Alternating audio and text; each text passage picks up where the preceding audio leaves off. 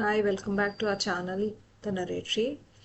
We are going to do the next chapter, which is chapter 17, which is Śhraddhā Traya Vibhāg Yoga. In the previous chapter, we have learned that the last thing Krishna told was to lead the life according to scriptures. But then, as every one of us gets the doubt, how do we lead the life reading the scriptures? What if they are not available to us? Aren't there any people who are leading life without scriptures? And if they are, then what are the types? Arjuna got the similar doubt, and in the middle of great battlefield, the young prince asked his divine charioteer a question so simple yet so deep that its answer would reshape how we see every meal we eat, every prayer we offer, and every gift we give. Arjuna asks, O Krishna, there are people who worship with deep sincerity and love, but they have never read the scriptures or followed the written rules. What is their path? Are they sattva, rajas, or tamas?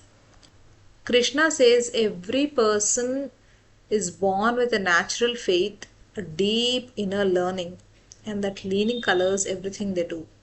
Like sattva, which you can imagine as green color, which is pure, clear like morning light, calm, truthful, giving without wanting back, like a still lake reflecting the sky perfectly.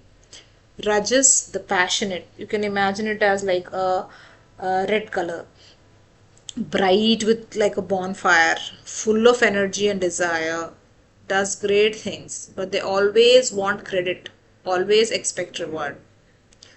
Tamas, you can take it as a dull color. They're heavy like a moonless night, stubborn, lazy, confused. They act without thinking, often causing harm to self and others. So let's understand how people are categorized depending on the way they worship into these sattva, rajas, and tamas. We'll go around with simple stories so it is easier to remember in a longer run instead of just reading what is there in the book.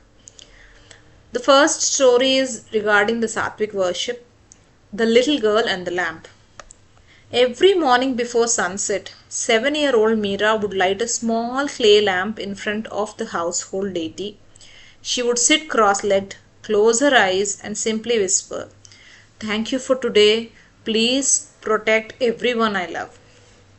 Her mother once asked, "Meera, what do you wish for?" Meera blinked and said, "Nothing, Amma. I just want to say thank you." She wasn't praying to pass an exam. She wasn't praying to get a gift. She prayed because her heart was simply full of love. Krishna says this is sattvic worship offered to the divine forces that govern truth, light, and wisdom, as the scriptures prescribe, with a heart that seeks nothing in return. Pure, selfless, and true. The merchant's grand temple. Seth Hiramal was the richest man in the village. One year he decided to build a magnificent temple. The walls of white marble, golden spires, 1,000 oil lamps. The whole town came to grand opening. As the priest chanted, Hiramal stood at the door greeting every guest with a broad smile. But late that night, his wife found him angrily muttering, "I spent 60,000 gold coins and the king didn't even send a letter of appreciation." He had given generously to God, but deep in his heart he was handing an invoice to the universe and waiting for the reward to arrive. That is Rajasic worship, offered for show, for reputation, for blessings in return.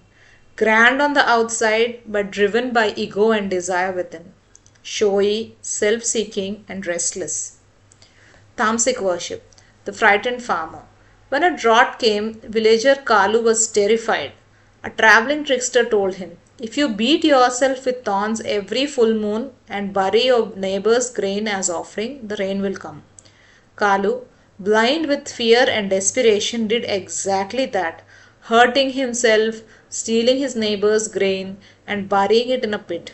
No rain came, Kalu had suffered, his neighbor had suffered, and nothing was gained. He had worshipped, but out of pure terror, guided by ignorance and causing harm along the way. Krishna says this is tamasic worship, going against scripture, driven by dark desires or blind fear, often causing suffering to oneself and others. Confused, harmful, and empty.